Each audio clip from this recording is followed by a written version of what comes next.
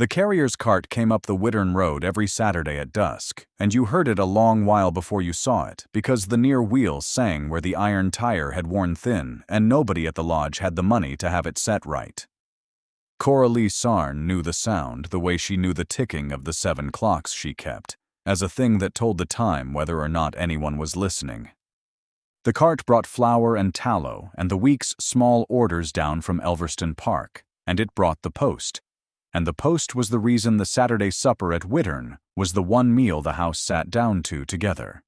They sat in the steward's room because it was the only room with a fire after Michaelmas.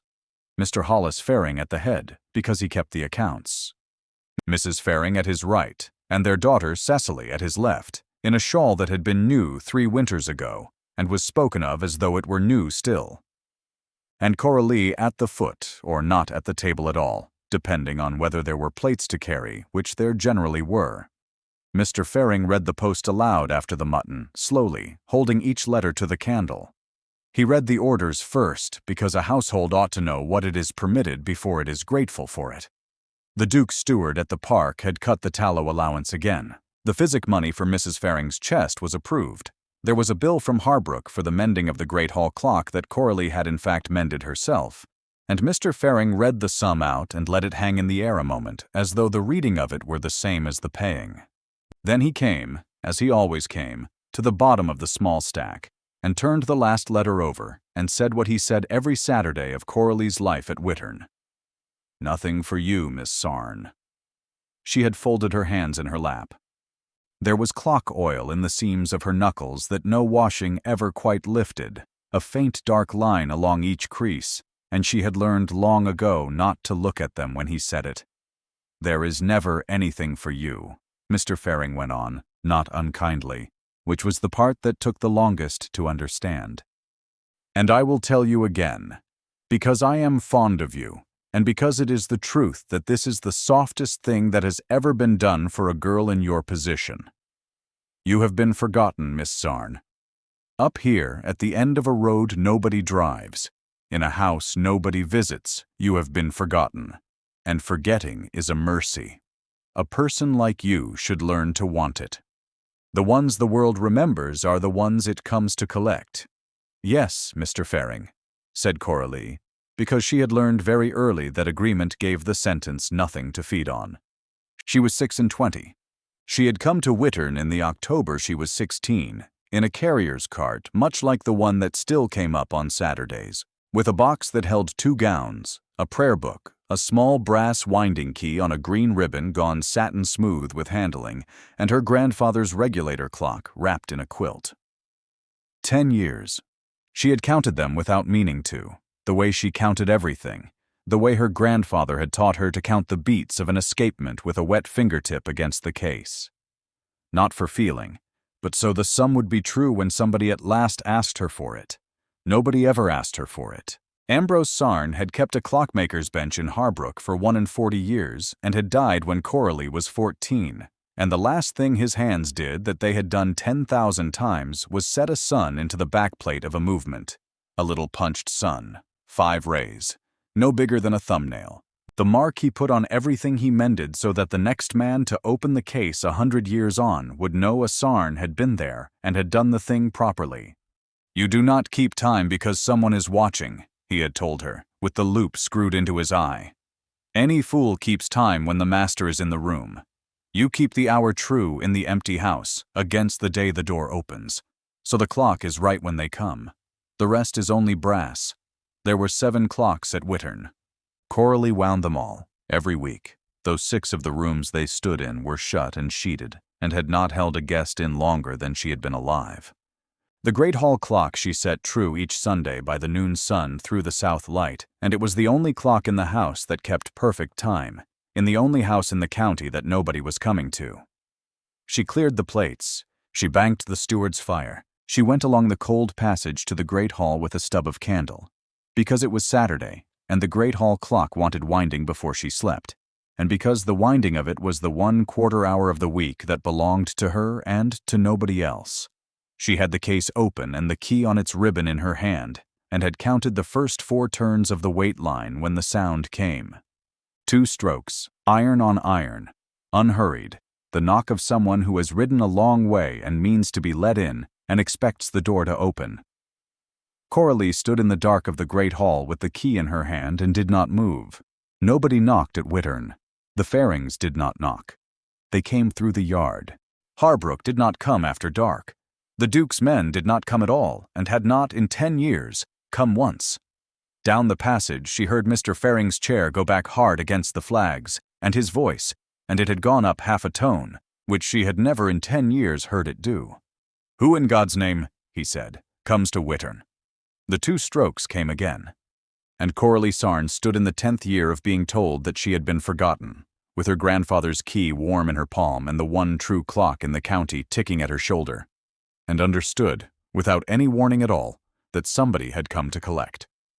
To understand why a fist on the Wittern gate was a thing that could not be happening, you have to understand what had been done to make Wittern a place where nothing happened, and that it had been done, deliberately, by someone, and that the clocks, in their way, had always known it.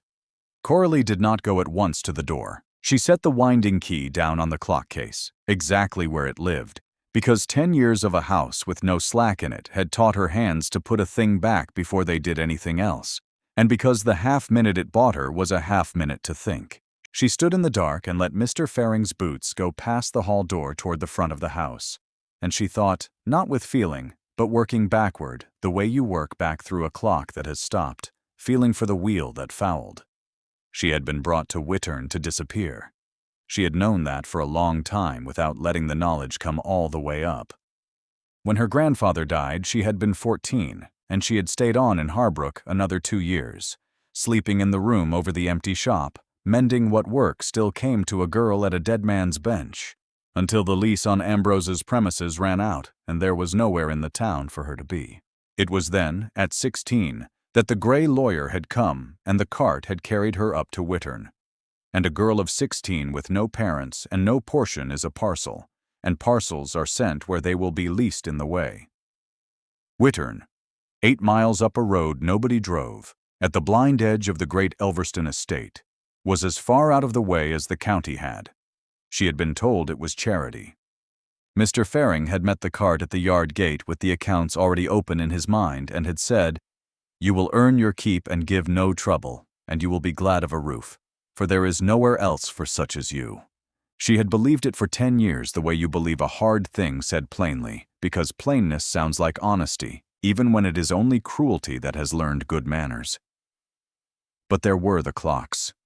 Her grandfather's regulator, the good one, had come with her in the quilt. The other 6 were the house's own, long-cased things, a bracket clock, a turret movement in the stable arch, and they had been let run down and die years before she came, and part of what made Wittern bearable had been bringing them back, one at a time, over 10 winters, with oil begged off the carrier and springs she made herself from wire, and a thing she had never spoken of to a living soul, in the back plate of the great hall clock, when first she opened it, blackened and stopped, she had found a sun.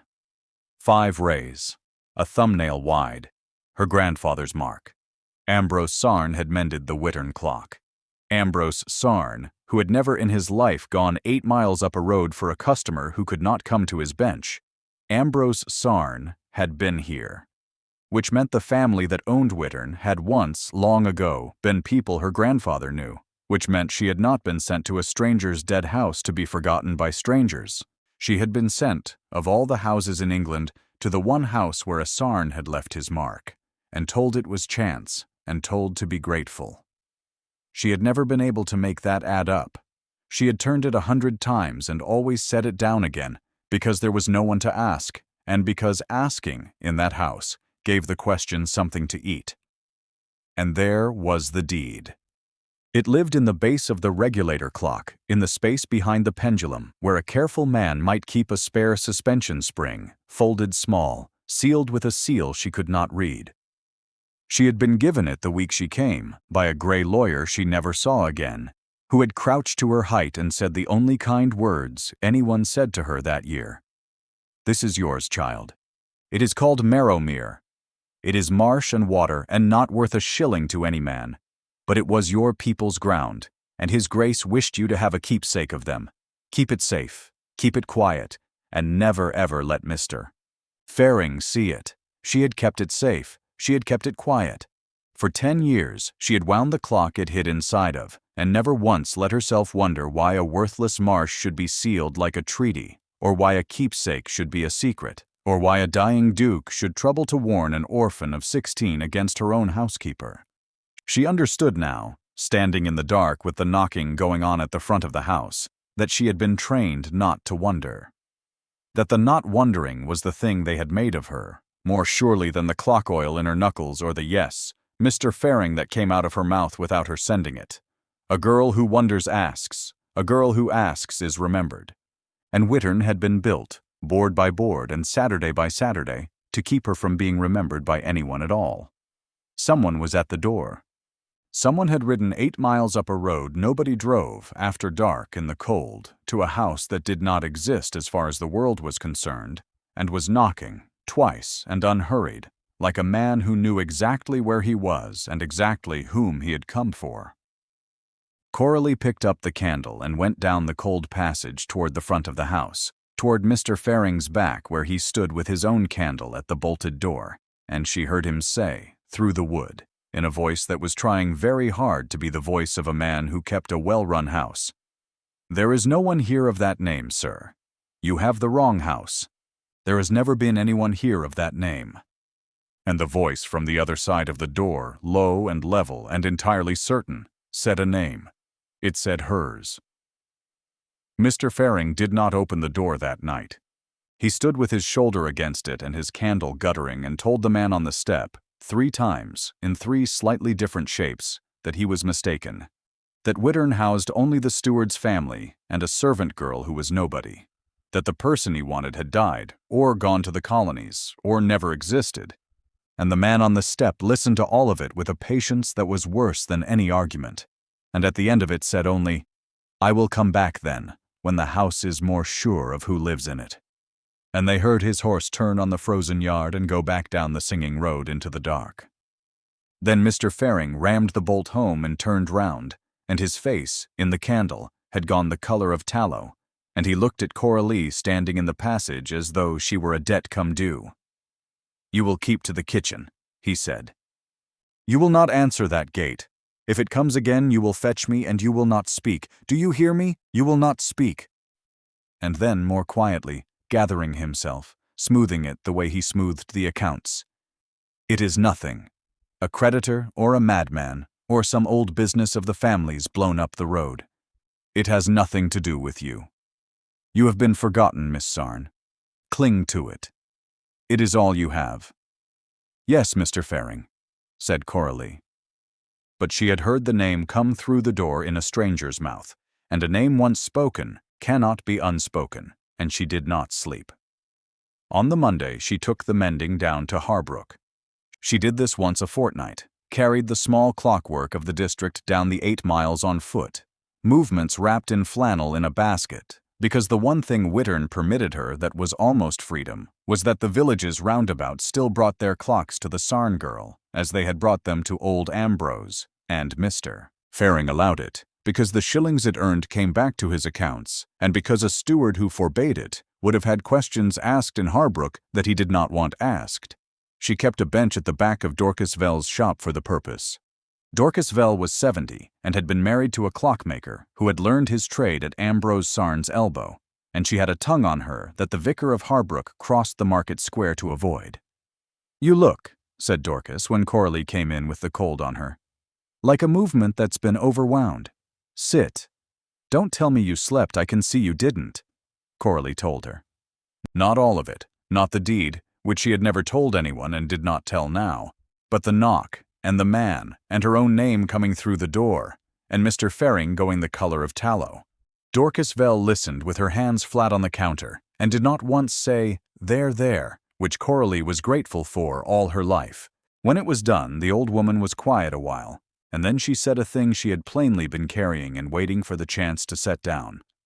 "I've held my tongue 8 years, she said, "because it wasn't my business and you weren't my girl. But you're sat at my bench now, white as a sheet, so I'll say it. Coralie, how does Hollis Fearing keep 3 horses?" "2, said Coralie. "There are 2. There's 3 in the Harbrook livery this Christmas, and a 4th spoken for, and Cecily Faring's been fitted for a gown at Mrs. Loam's that I'll not tell you the price of because you'd not credit it. And the whole of it," said Dorcas Vell, leaning in, "comes out of a dead hunting lodge at the end of a dead road that His Grace's own steward at the park will tell you costs the estate near £200 a year to keep standing." She let that sit. 200 a year. To keep the rain off you and the Farings in 6 shut rooms. Girl, I've kept accounts in this shop for 50 years. There is money running through Wittern like water through a leat, and it is not running to you, and it never has. I've suspected it 8 years and said nothing, and that was cowardice, and I'm too old to call it by a kinder name. The little clock she had been mending ticked on the flannel between them. Somewhere in the square, the Harbrook church clock, which her grandfather had kept for 40 years, and which had a sun in its movement 40 feet up in the dark where no one would ever see it, struck the 3:30, a minute slow because no one living but Coralie knew how to set it true. 200 a year, Coralie said slowly, and she was not, she found, thinking about the horses, or the gown, or the money at all.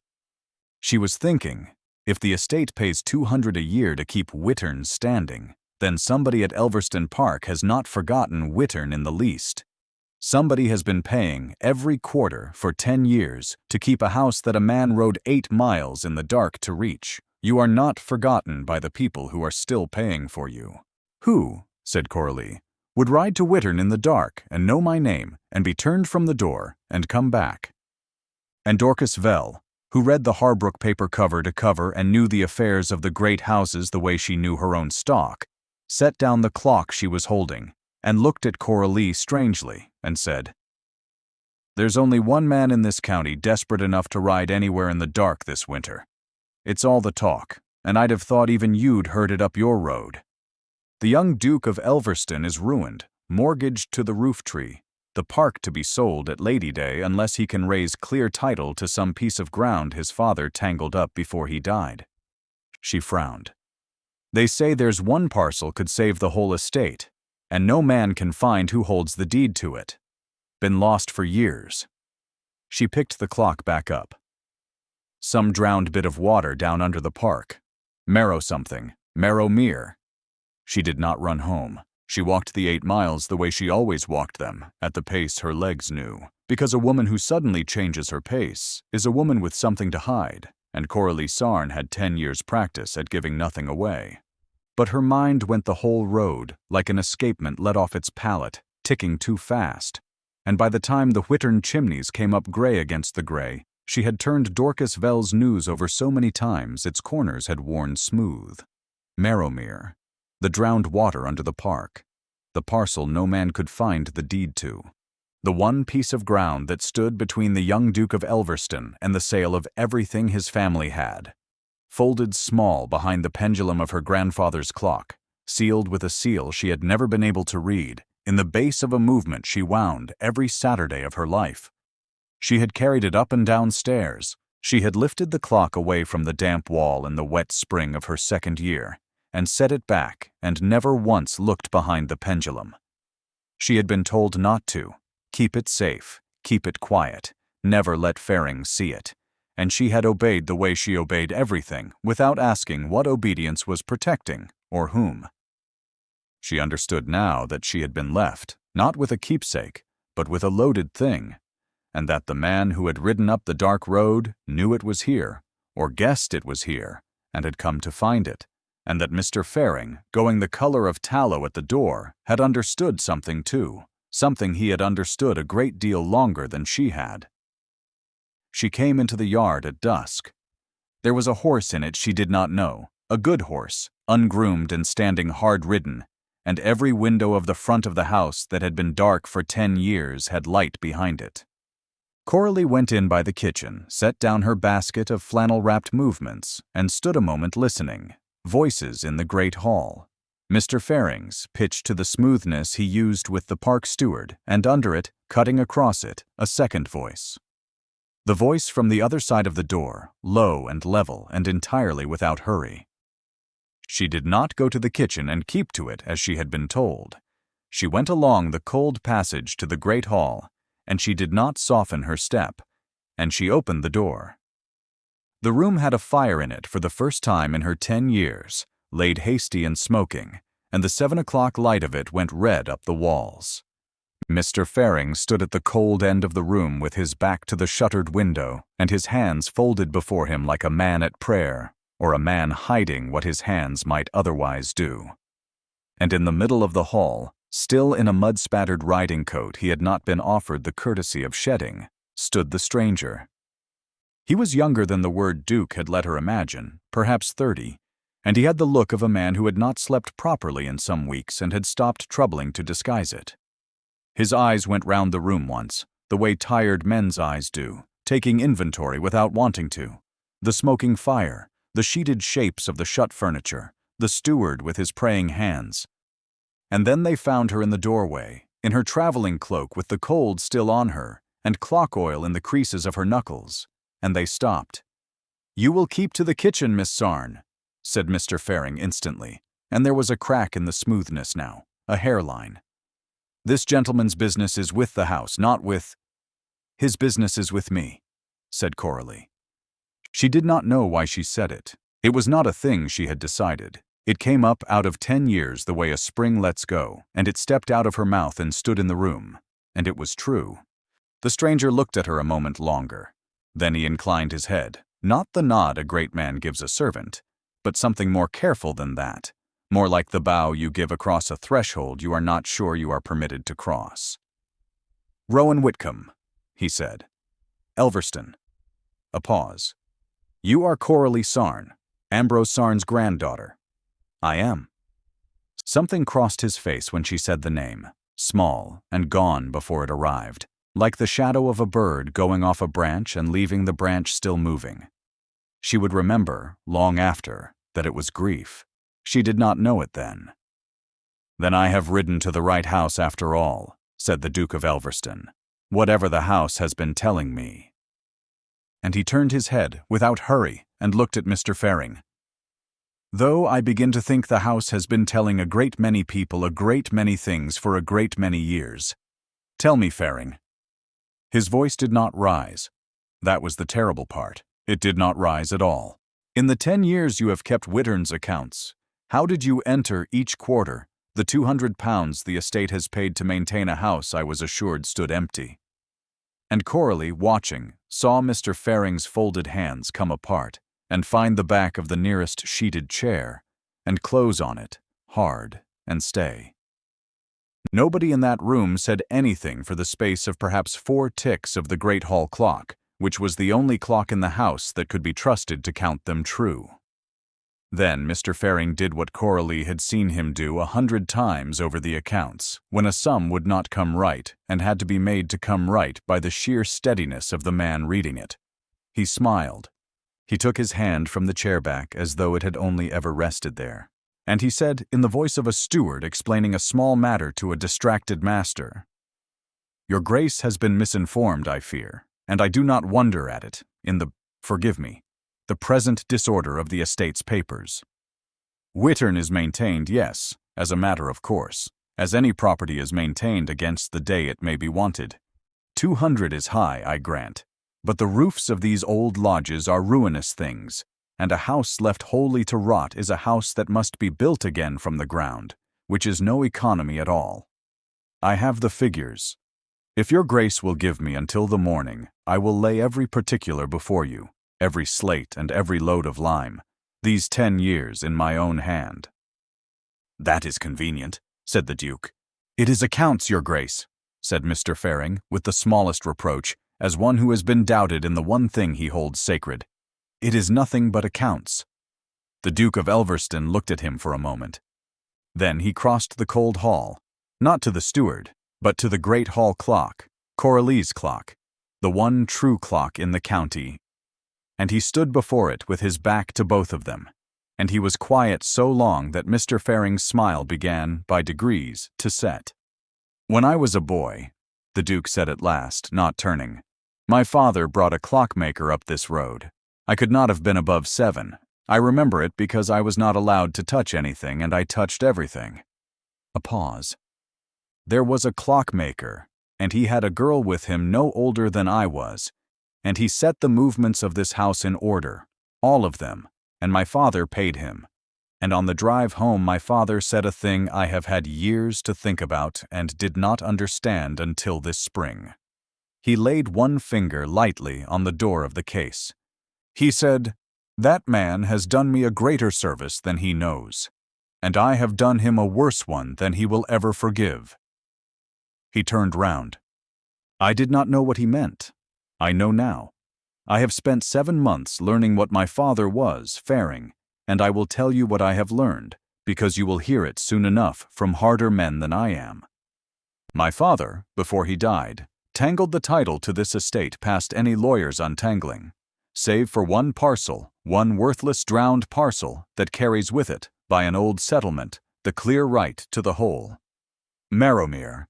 And Marrowmere is not lost. His eyes went, just once, to Coralie, and away, so lightly that Mr. Faring did not catch it. It was given, deliberately, by my father, to a person he had wronged, as the only apology a coward knows how to make, a thing of value pressed in secret into the hand of the one he could not look in the face. And then the coward died, and told no one, and left the value hidden in a house he paid 200 a year to keep quiet, with a steward paid, I think, rather more than 200 a year to keep it quieter. The fire spat. The clock ticked. Mr. Faring's face had not moved at all, and its not moving was worse than any collapse.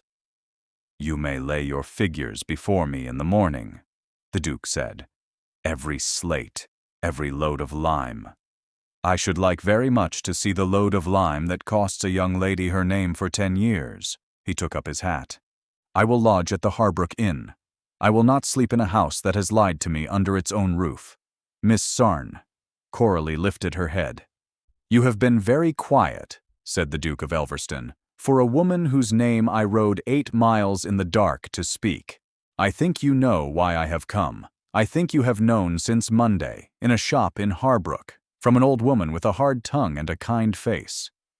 He saw her start, and something in his own face eased, very slightly.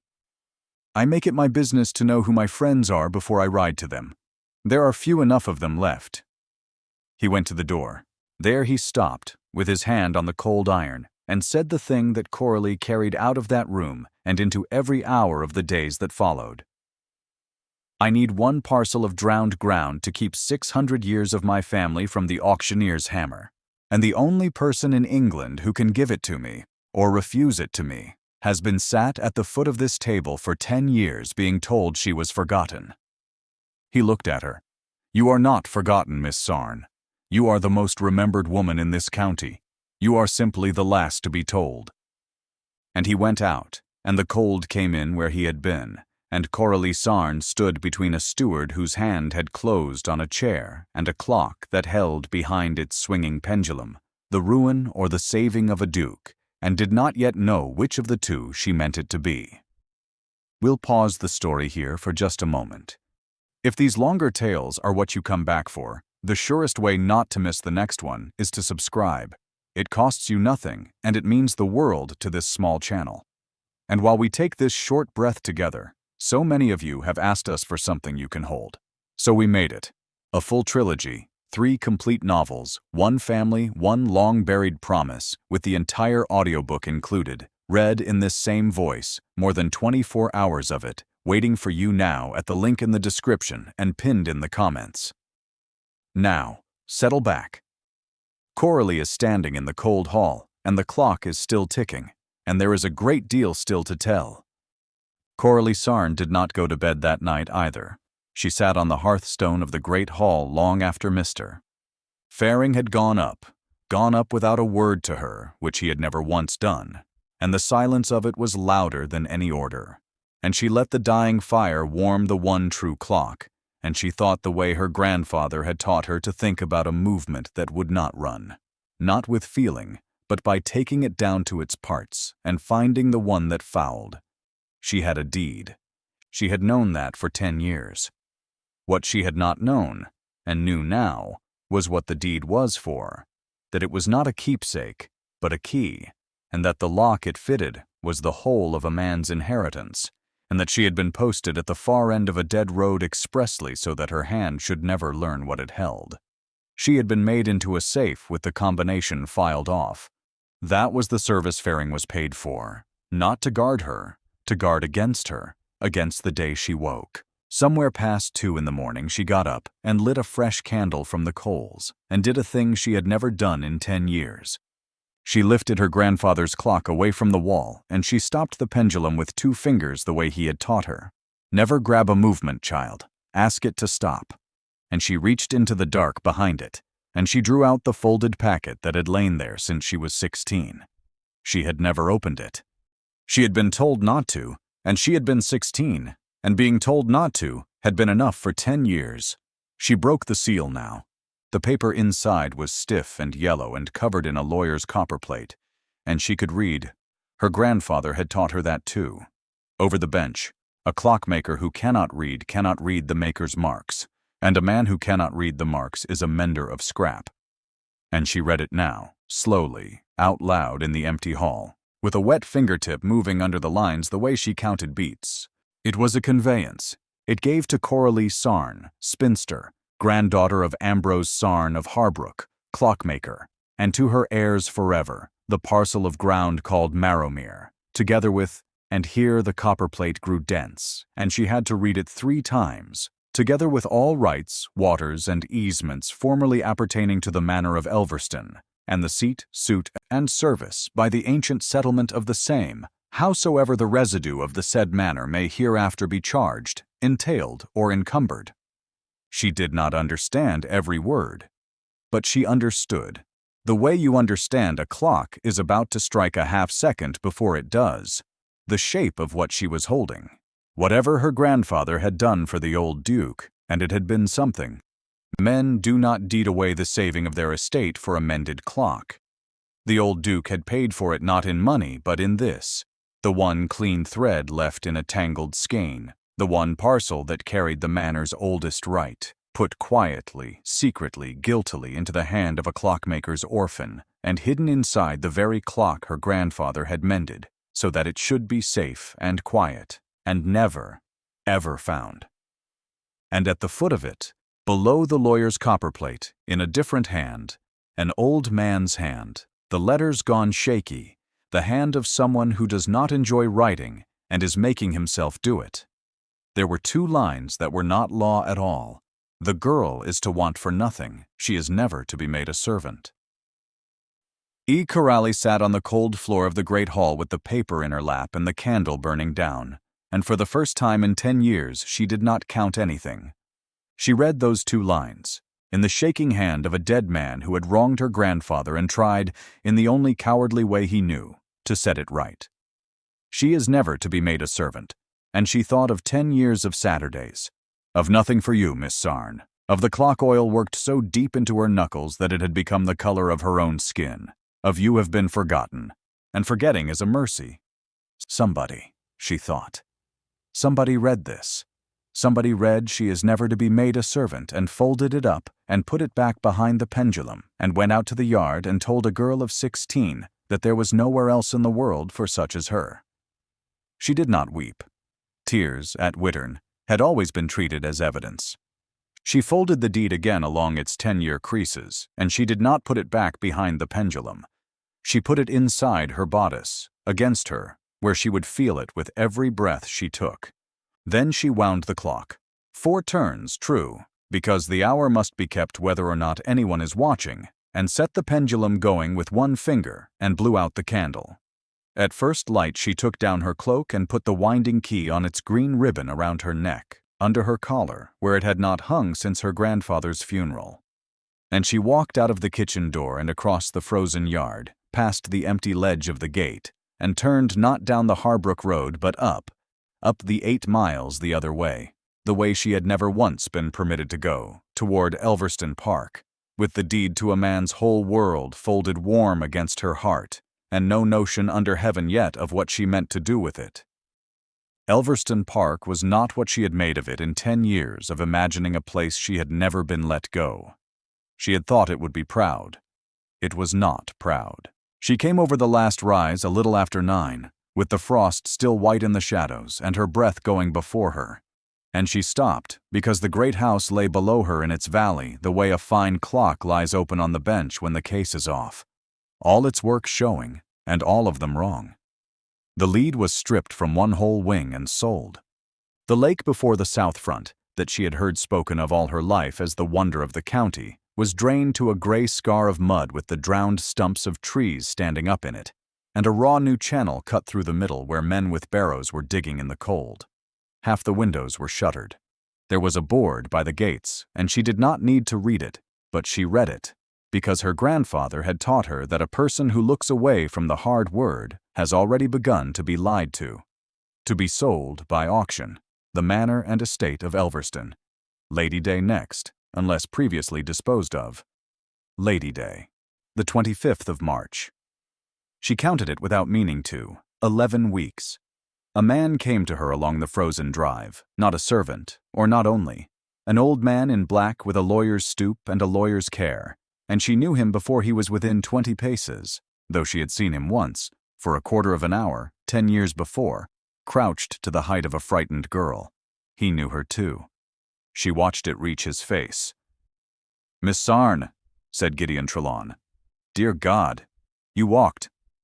"I generally do," said Coralie. He took her in by a side door, out of the cold, into a small square room that had books to the ceiling and a fire that was real, and he made her sit, and he stood over her rubbing his dry hands as though he could not quite trust his eyes to have brought her. "His Grace told me he had found you," the old lawyer said. "He did not tell me you would come to us. He believed, we both believed, that you would want a great deal of persuading after what has been done to you, that you would want lawyers and terms and time." He stopped. "You have brought it, haven't you? I can see that you have brought it. You would not have that particular look on you else. Miss Sarn, do you have the deed to Marrowmere on your person, in this house at this moment?" "I do," said Coralie. Gideon Trelawn sat down rather suddenly in the chair across from her. "Then I am going to tell you what you are holding," he said, "before His Grace comes down, and before you say one word to him, because he is my master and I love him, and I do not entirely trust him to tell you the whole of it, for he is a proud man, and there are parts of it that shame his blood. You have a right to hear it plain from a man who wants nothing from you but that you should decide with your eyes open." He folded his hands. "Do you know why Marrowmere is worth an estate, Miss Sarn? A drowned marsh that no farmer would take as a gift?" "No," said Coralie. "I know that it saves him. I do not know why." "Because of an old settlement," said Trelawn. "Older than the debts, older than the mortgages, older than the folly that ruined this house. By that settlement, Marrowmere carries the caput, the head right of the manor. The oldest lawyers call it the seat and suit and service. It is a nothing of a thing, a piece of feudal dust, and for 300 years it slept, and no one thought of it. But the late Duke, in his last folly, mortgaged and entailed every acre of Elverston that the law would let him touch, and in his haste and his shame, he never troubled about the one worthless drowned parcel that the law could not touch, because he had already given it away. And it happens by the cruelest accident of law you ever heard, that whoever holds Marrowmere holds the one unencumbered head of the manor, and can, by joining it back to the whole, sweep every one of those mortgages away as a thing built on false title." The old man leaned forward. "You do not merely hold a parcel of ground, Miss Sarn. You hold the key. Refuse it to him, and Elverston is sold at Lady Day, and the young Duke is a beggar with a title. Grant it to him, and 600 years stand. And there is not another soul alive who can do the one or the other. Only you." The fire ticked. Somewhere in the wrecked great house a clock struck the quarter, cracked, a half-tone flat, unmended, and Coralie heard, under the lawyer's careful voice, the whole shape of her 10 years turn over and show its underside. "You have not told me the worst of it," she said. "I can hear that you have not. Your voice does the thing a movement does when one wheel is holding back the rest. What did my grandfather do for him, that a dying man should give a clockmaker's orphan the saving of Elverston and call it an apology?" Gideon Trelawn looked at her for a long moment with something in his face that she would only later understand was pity and grief and a kind of dread. "That?" said a voice from the doorway. "He will not tell you, because it is mine to tell, and I have waited 10 years to tell it to the one person on earth who has the right to hear it." The Duke of Elverston stood in the door, and he had heard, she saw, a good deal. He did not come and stand over her. He crossed the little room and sat, as the lawyer had sat, so that his eyes were level with hers and not above them. And she marked it, the way she marked everything, and set it away with the other thing she had marked in the hall at Wittern. He does not use his height. A man who could tower, and does not, is telling you something about himself before he says a word. "Leave us, Gideon," said the Duke. The old lawyer went and shut the door, and it was very quiet. "You asked what my father was," said Rowan Whitcomb. "I will tell you, and then you may do what you like with Elverston and with me. And I will not say one word to move you, because I have watched my whole life what happens when a Whitcomb uses his weight to move people who cannot push back, and I am done with it." He looked at his own hands. "You saw the drained lake as you came down. The great ornamental water. My father made it. It was his one passion, that Elverston should have the finest sheet of water in England before its south front, with a temple and a cascade and swans. He dammed the river to make it. He drowned the low ground to fill it." A pause. The low ground was called Marrowmere. It was water meadow before it was a lake, the best grazing in the valley, and a mill on it, and 4 cottages, and the men who worked it. Your grandfather's son among them, Miss Sarn. Your father, he was the miller's man at Marrowmere. Coralie sat very still. "I know my father drowned," she said after a moment, because she would not let him carry it alone if it was hers. "I was small. I was told the river rose. I was never told the river was made to rise." "It was made to rise," said the Duke, and his voice was level, and the levelness cost him. She could see what it cost him. "My father closed the sluice to fill his lake before the summer, for a party he was giving. The meadowmen sent up to say the water was coming into the low field faster than reckoned, and would he raise the sluice a foot until the hay was off and the beasts were moved. And my father," he stopped. He took it in hand, the way he had taken his voice in hand in the hall at Wittern, like a man taking a bolting horse by the head. "My father was on the terrace with his guests. I was 9. I was beside him. A man came up from the meadow with the water to his thighs and stood below the balustrade and begged him to raise the sluice.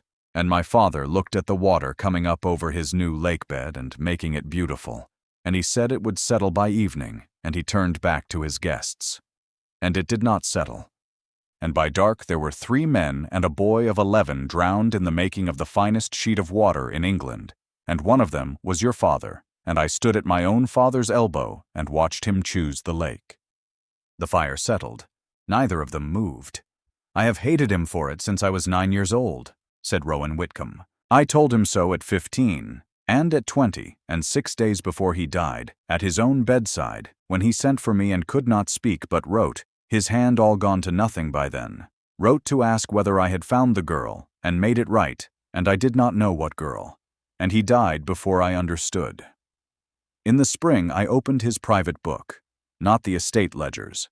The little locked one he let no clerk touch. And it was not accounts of money. It was an account of this. Every quarter for 10 years, not a sum, but a line. The Sarn child, Wittern, kept, over and over. He could not bring himself to see you. He could not bear to look at the face of the man he drowned, come up small and living in a girl. So he hid you at the end of a dead road, and paid to keep you fed, and told himself it was mercy, and gave you the one thing that could unmake his own folly, Marrowmere, the very water that took your father, as the only apology a coward knows how to make. And then he set a steward over you to make certain you never woke to what you held." Coralie found that she had risen and gone to the window, and was looking down at the gray scar of mud where the great lake had been drained.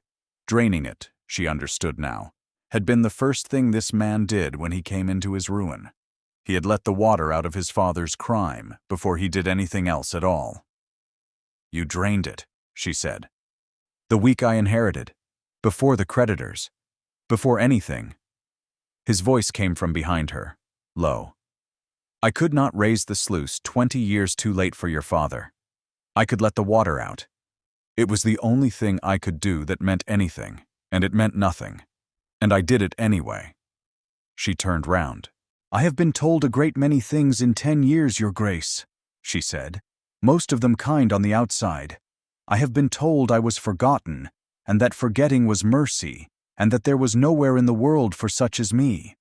And you have ridden up a dead road in the dark to tell me the one thing nobody in 10 years has troubled to tell me, which is the truth, and it is the worst thing I have ever heard, and it has cost you to say it, and you have said it without once asking me for the deed.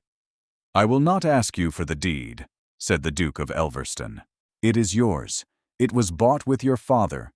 If you put it in the fire, that is justice, and I will stand in the cold and call it justice with the rest of them. And Coralie Sarn, who had not wept in 10 years because tears had always been treated as evidence, felt her eyes sting at last, not for her father, and not for herself, but at the plain astonishing fact of a powerful man laying down his power in front of her and leaving it on the floor. I believe you, she said. 3 words. She saw them reach him and go in and stay, and she saw something else then. The corner of his mouth moved, not into a smile, but toward one, the barest beginning of a thing arrested before it could arrive, as though he had forgotten he was permitted it. She would come to know that almost smile very well, and to watch for it, and to count the long weeks between the times it was given. Now sit down, both of us, she said, and tell me what a duke does with 11 weeks, because I have not walked 8 miles up your forbidden road, Your Grace, to burn the thing that saves you. Let's take one last short breath here together. If you've come this far with Coralie, you already know this isn't the kind of story that ends where you think it will. So if you haven't yet, subscribe now so the next one finds you. And to everyone who has asked how to hold on to these stories, our complete trilogy, 3 novels and more than 24 hours of audiobook in this same voice, is waiting at the link below and pinned in the comments. Thank you for being here. Now, settle in. Coralie has made up her mind, and a steward 8 miles away is about to discover exactly what that means. They did not fall on the deed like 2 people snatching at a rope. That was the first thing that told Coralie she had judged the man rightly. He sent for Trelawn and for bread and cold meat, because she had walked 8 miles, and he noticed it before she did, and the 3 of them sat over the wreck of the estate's papers until the short day went blue in the windows. And Coralie learned the trade of ruin the way she had learned every trade, by asking plain questions until the thing gave up its workings. And somewhere in the 3rd hour, laying one paper beside another the way you lay 2 wheels together to see why they will not mesh, she found it.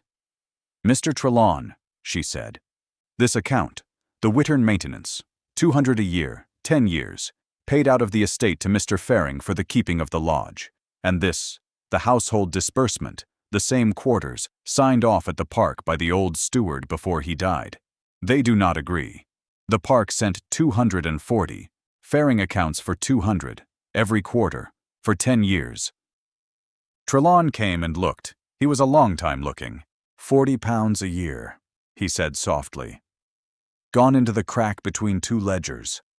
£400, Miss Sarn, over 10 years that left the park and never reached the roof it was sent to mend. And more than that, said Coralie. And what she felt was the cold, clean click of a wheel dropping into place. He did not only keep the difference. Look at the receipts, Mr. Trelawn. He returned receipts to the park each quarter for the whole 240 trr, for slates and lime and labor that were never bought, because I mended the clocks myself and lit the fires myself, and there were no slates and no lime and no labor at Wittern but me. She looked up. He signed for money he stole with a hand pretending to be an honest steward's. Is that a small thing in law? He kept telling His Grace it was nothing but accounts. Gideon Trelawn took off his spectacles and rubbed the bridge of his nose, and when he spoke very carefully, the way a man speaks when he is choosing to tell a hard truth instead of a comfortable lie. It is not a small thing, he said. A false steward keeping back 40 pounds is a matter for dismissal and shame and perhaps a debtor's suit. But a man who returns forged vouchers, who makes and signs false receipts quarter after quarter to cover the theft, that is not embezzlement merely. That is forgery, Miss Sarn. And the forging and uttering of accounts to defraud is, in this year of grace, a felony, and the felony is— He stopped. He looked at her. You will not have me tell you a comfortable lie. It is the gravest kind. Men have lost their lives for it, though juries have grown shy of it and often will not, and benches will often let them not. But it can end a man. And Hollis Faring, if these papers go to the quarter sessions as they stand, is very likely a ruined one. The room was quiet. Rowan Whitcomb had said nothing through all of it. Now he set down the paper he had been holding and spoke, and Coralie understood, hearing him, that he had seen where the road ran a good while before she had, and had been waiting, deliberately, to let her reach it on her own feet. You should understand what is in your hand now, Miss Sarn, he said, because it is more than a deed. He did not lean toward her. He gave her the whole cold weight of it plainly, and let it stand on its own. The papers that prove Faring a forger are papers you found, in accounts you are the only living witness to, concerning a house you are the only honest soul in. If I take them to the bench, I take them on your evidence. If I do not take them, no one else ever will, for no one else can. Faring's neck is not in my hand, or Trelawn's. It is in yours, as surely as Marrowmere. You came up this road holding the saving of my estate. You will go down it holding the life of the man who told you every Saturday that you were forgotten. He held her eyes. And I will not tell you what to do with either one. I have watched my whole life what a Whitcomb does when he arranges a smaller person's fate over their head, kindly, for their own good. I will not be another one. Whatever is done with Marrowmere and whatever is done with Faring, you will decide, Miss Sarn, and I will abide by it if it takes me the rest of my life to like it. Coralie sat between the drowned estate and the doomed steward with the deed warm against her heart, and found that both of them, the Duke's whole world and the steward's whole life, had come, by the strangest road, to rest in the oil-stained hands of a girl who had been told for 10 years that she held nothing at all. I will go home, she said at last, to Wittern, tonight, before the frost. There is a man there I have to speak to before anyone speaks to a magistrate. I will not have this settled over his head either, not even his. She rose and took up her cloak. Send no one after me, Your Grace, not tonight. If I am to hold 2 lives, I will not be watched while I learn the weight of them. She came back into Wittern by the kitchen door a little before 10, with the cold of the road still on her, and there was a candle burning in the steward's room, and Hollis Faring was sitting up alone beside a dead fire with the account books open before him and not one figure written. He did not pretend when he saw her that he had been working. That was the first thing. The smoothness was gone off him the way frost goes off a window when the room behind it has gone cold. There was only the man underneath, and the man underneath was afraid and old and had been afraid for a very long time. You have been to the park, he said. Yes. You walked. I generally do. He looked at his hands on the useless ledger. Then you know, he said. You have been in the papers with Trelawn. I know how his mind works. It was mine to check his figures for 8 years before I learned to hide from them. You have found the 40 pounds, and the vouchers. You know what they are in law. You are a clever girl. You were always a great deal cleverer than it was safe for you to be, which is why— He stopped. Which is why you told me every Saturday that I was nothing, said Coralie. Say the rest, Mr. Faring. I have had a day of people saying the whole of the hard thing to me instead of the comfortable half. You may as well be another. And Hollis Faring, who had governed the small kingdom of her 10 years with the steady cruelty of a man reading a sum, put his face in his hands. Do you know what I was? He said. Before I came to Wittern? I was the second clerk at the park, and honest and poor, and I had a wife with a bad chest and a daughter I could not feed on a second clerk's wage.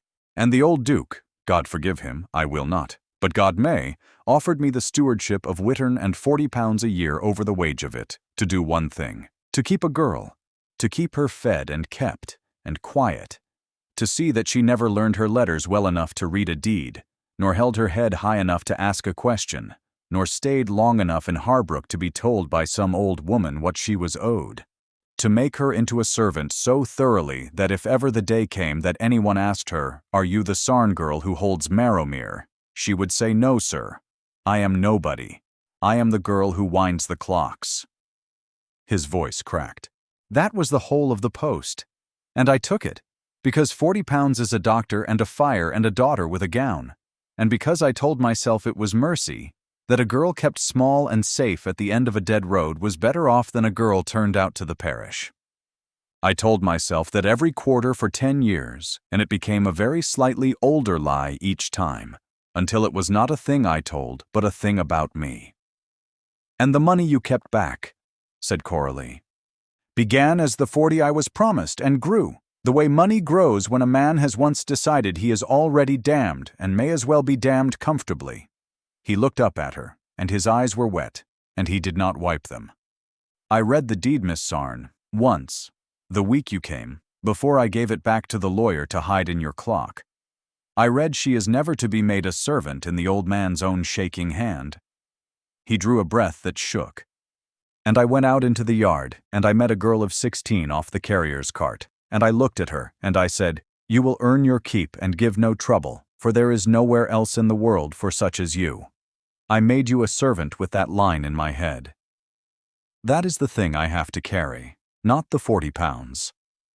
That line read and folded up and put back in the clock and disobeyed on purpose the same hour. The one true clock down the passage struck the quarter, faint through 2 doors, exactly right, because she had kept it right whether or not anyone was ever coming to read it. You told me every Saturday that nobody had a letter for me, Coralie said. Why, Mr. Fearing? You could have kept the money and left me my hope. Why take even that?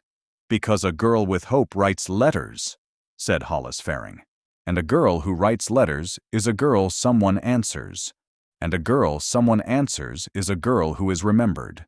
And if you were remembered, by one soul, by the old woman in Harbrook, by a lawyer, by a duke's son with a conscience, then one day someone would come up this road and ask me for the accounts.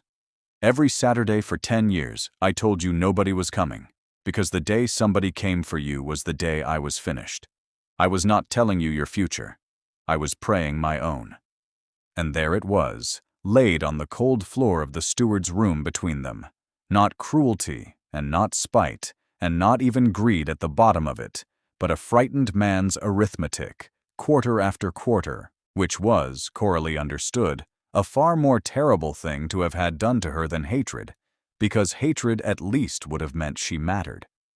She looked at him a long time. Then she said the thing she had decided on the 8 cold miles home, when she had held 2 lives in her hands and learned their weight. I'm not going to send you to the quarter sessions, Mr. Fearing, she said. Sit down. I have something you are going to do instead, and you are not going to like it, and it is going to take you the rest of your life. Lady Day at Elverston was the great audit day of the district, the one morning in the year when every tenant, cottager, and creditor came up to the park to pay rent and settle account in the long stone tithe barn that had stood since before the Whitcombs were dukes. This year, the auctioneer's men were already in the house, and the district had come not to pay rent, but to watch a great family fall, which a district will always turn out for in its Sunday best, with its face arranged for sorrow. Coralie Sarn came up the road that morning not on foot but in the Duke's own gig, driven by the Duke himself, which set the whole barn talking before she had so much as stepped down, and she wore her mother's grey, turned and let out and banded at the hem with black, with no ornament at all but her grandfather's winding key on its green ribbon at her throat, worn outside her collar now, for anyone to see. She had spent 5 weeks being talked about with the door shut. She had decided she would be talked about with the door open, to her face, and have done. Gideon Trelawn had a table at the head of the barn with the great parchments on it. Sir Rennick Vaughan was there in his capacity as the bench, an old, dry, fair man who had sat at quarter sessions for 30 years, and could not be moved by a title or bought by a dinner, and whom the Duke had asked to attend for one reason the barn did not yet know. And when the district was all in and the muttering was at its height, Coralie stepped up beside the lawyer's table, and Sir Rennick Vaughan rapped once on the board and said, in the voice he used from the bench, "Miss Sarn will be heard." The barn went not quiet. Barns never do. But thin, the way a wood goes thin when something is moving through it. "Most of you knew my father," said Coralie, and her voice carried further than she had ever in her life let it carry. "You knew him as Ansel Sarn, the miller's man at Marrowmere. He drowned there, with 3 others. In the summer the old Duke made his great lake, because the sluice was not raised when the water came up over the low field. Some of you were in the valley that day, some of you helped carry them up." She let it sit. "For 20 years that was called an accident, and the river was blamed, and the man who closed the sluice was called Your Grace and buried under marble. I am done calling it an accident. It was a choice, and a great man made it, and lesser men have paid for it ever since, and I am the last of them, and I will say so once, here, in the light, and then never again."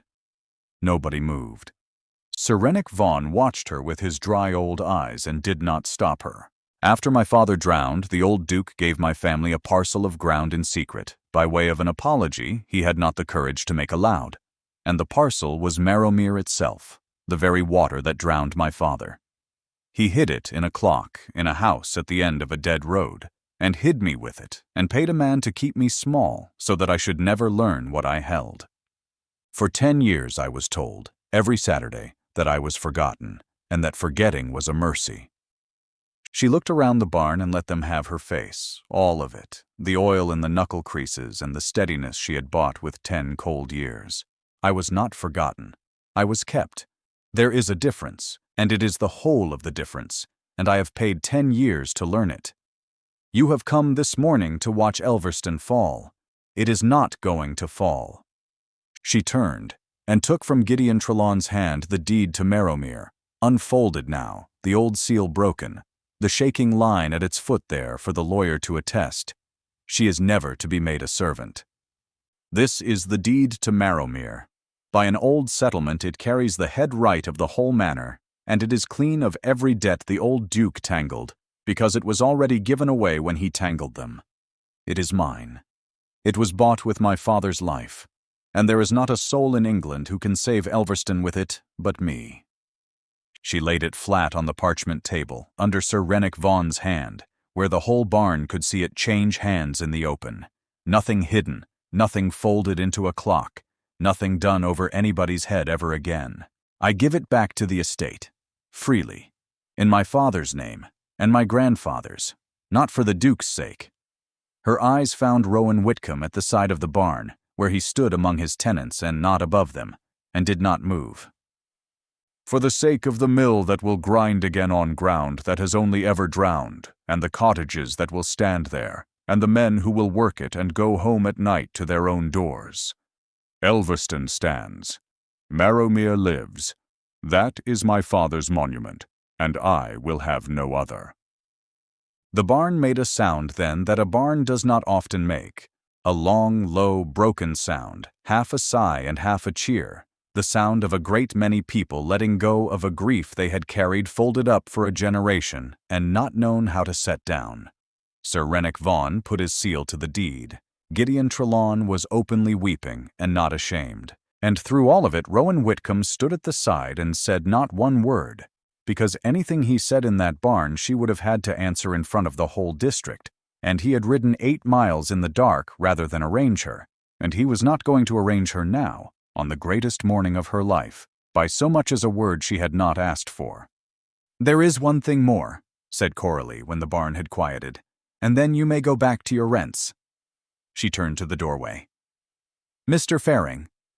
And Hollis Faring came in from the cold, where he had been waiting alone, and walked the whole length of the tithe barn, under the eyes of the district he had lied to for 10 years, to the table where the ledgers of Wittern lay open, and stood beside them, grey and upright, and shaking only a very little.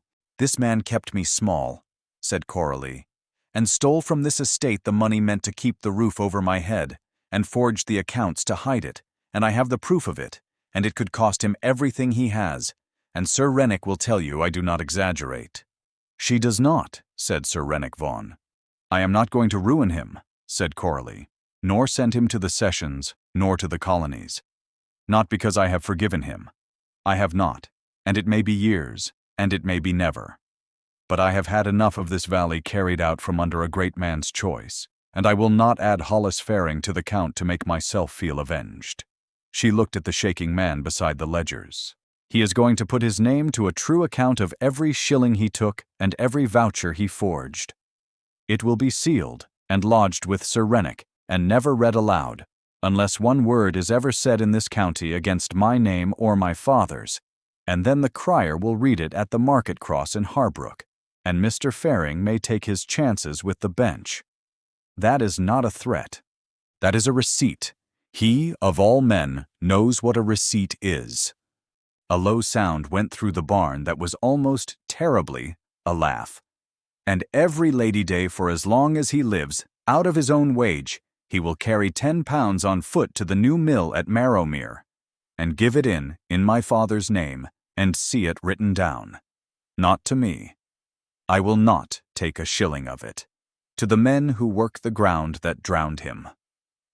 Hollis Faring took up the pen.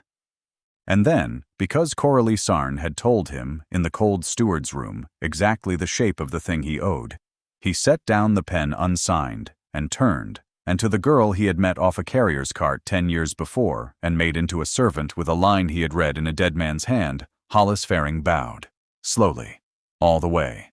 A steward's bow to the mistress of the ground, held long enough that the whole barn saw it and understood it, before ever he touched the pen to sign. It was the most dreadful thing Coralie had ever had to stand still and be given. She let him give it. Then she nodded once, and he straightened and signed, and it was done. Elverston did not fall. The deed was joined back to the manor within the month. The mortgages, built on a title the old Duke had never wholly owned, came away like rust off good steel under Gideon Trelawn's patient hands, and by summer the auctioneer's board was down from the gate, and the lead was going back on the stripped wing. But that is the small end of it, the money end, and Coralie never afterward thought it was the part that mattered. The part that mattered was the water. They did not fill the lake again. Rowan Whitcomb would not have it, and Coralie would not have it, and on that they had never needed to say a word to be agreed. The great scar of mud was let go back to what it had been before a vain man drowned it, water meadow and grazing and a mill. They rebuilt the mill on the old race that first summer, and Coralie set into its gable, with her own hands and her grandfather's tools, a clock, a plain white face, iron hands, and honest movement, so that the men of Marrowmere should always know the hour, and never again be caught in a low field by a water they could not read. In the backplate, where no one would ever look, she punched a sun, 5 rays, a thumbnail wide, so that the next man to open it, 100 years on, would know a Sarn had been there, and had done the thing properly. Dorcas Vell came out from Harbrook to see it set going, and stood in the mill yard with her hard tongue for once quiet, and watched the pendulum take up its beat, and said only, "Your grandfather mended half the clocks in this county, girl, and I never thought to see a Sarn build one. He'd not have the words for it. He'd just have stood where I'm standing and gone red and had to look at his boots." Which was, from Dorcas Vell, the whole of a benediction. Rowan Whitcomb did not court her. That is to say, he did not send the gig, and he did not write, and he did not come up the Wittern road, though Wittern was hers now, given her outright in the settling. Once a fortnight he was seen at Dorcas Vell's shop, standing about with his hat in his hands, while the Sarn girl worked at her bench, and did not hurry to attend to him. And the county, which had expected either a great match or a great scandal, got neither, and did not know what to make of a duke who plainly loved a clockmaker and plainly would not say so. What the county did not know was what he had told her once, on the step of the mill, with the new wheel turning. "The door at Elverston is not locked, Miss Sarn. It never will be to you. But I will not send for you, and I will not write, and I will not come up your road to fetch you, because you have had 10 years of being fetched and kept and arranged, and I would sooner lose you than be one more man who decided your life while you stood at a sideboard. If you never come, you never come, and Marrowmere stands either way. It stood before I ever saw your face." She let him wait until Michaelmas. Not out of cruelty. Out of the pure new luxury, after 10 years, of a thing being hers to time. On the last Saturday before Michaelmas, she wound the 7 clocks of Whittern true, and set the great hall clock by the noon sun as she always had, and then she took down her cloak and put her grandfather's key on its green ribbon around her neck, and she walked the 8 miles up the road that was not forbidden anymore, and she came to Elverston at dusk with the frost just beginning, and she lifted the iron and knocked. Twice, unhurried, like someone who has all day and means to be let in, and has decided at last and in her own time that the door is worth the opening. He opened it himself. There was a footman coming across the hall behind him at a run, and the Duke of Elverston got there first in his shirt-sleeves with ink on his second finger. Neither of them said anything for a moment. Somewhere in the house behind him, a clock struck the half-hour, perfect, true, mended. She had done it herself, in the spring, the first week the mortgages came off, before she had done anything else. "You mended the hall clock," she said. "The week I could afford to think of anything but ruin," said Rowan Whitcomb. "It was the first thing I did that was not about money. It seemed—" He stopped, and there it was, the almost smile she had watched for through half a year and never quite been given, arriving at last and staying. "It seemed the sort of thing you would count." "I count everything," said Coralie Sarn. "It is the only thing I was ever taught, and I have decided it is not a small inheritance after all." She stood on the step in the last of the light. "I have not come about the deed, Your Grace. Merrowmere is settled and the mill grinds, and my father has his monument, and I want nothing from Elverston, and I am not afraid any longer, and I am not being sensible, and a woman of 26 who keeps the clocks for a living has no earthly business standing on a duke's step at dusk." She lifted her chin. "I have come because I want to. That is the whole of it. The rest is only brass. Ask me now." And he shut his eyes for a second, the way a man does when a thing he has not let himself want has walked up his own drive in the frost and knocked. And he asked her, there, in his own doorway, in his shirt-sleeves, with the Michaelmas wind coming in past both of them, and she said yes before he had finished, which he teased her about for 40 years. The Harbrook paper carried it in the autumn, among the marriages of the county, between the corn prices and the deaths, where such things go. At Elverston, His Grace the Duke of Elverston, to Coralie, only granddaughter of the late Ambrose Sarn of Harbrook, clockmaker. Dorcas Vell read it aloud at her bench 4 times, and then had to go and stand in the yard. And every Saturday of her life after, in a house that no longer lied, the Duchess of Elverston wound the clocks true. All of them, in every room, whether or not there were guests to see the hour, and set the great one by the noon sun, and kept it right against the day the door should open. Her steward had told her, every Saturday for 10 years, that nobody was coming, and that forgetting was a mercy, and he had been wrong in the way the frightened are always wrong. Not because nobody comes, but because the coming is never the point. You do not keep the hour because someone is watching. You keep it true in the empty house, through the 10 cold years and the shut rooms and the Saturdays of nothing for you, so that on the morning the iron goes twice on the gate, unhurried, and the whole of your life is standing on the step. The clock is right when they come. The rest is only brass. Thank you for staying to the very end of this one. If Coralie's story moved you, the kindest thing you can do for this small channel is to tell us, in the comments, tell us the city you're listening from, and the one line that stayed with you. And if you'd like to keep a story like this to hold, hit the subscribe button, and we will see you, as always, with the next story.